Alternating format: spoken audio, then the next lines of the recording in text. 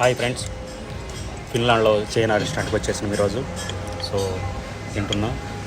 చాలా చాలా food 60 item దాకా ఉన్నాయి.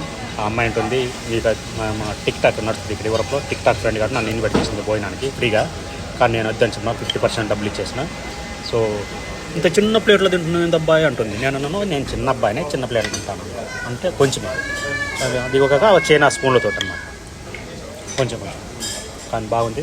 రొయ్యలు ఇచ్చిన, రొయ్యలు పెద్ద రొయ్యలు చిన్న రొయ్యలు ప్లేట్లు వేసి ఇచ్చిన, స్పైసెస్ వేసి ఇచ్చిన, వాళ్ళు ఫ్రై చేసి ఇస్తారు.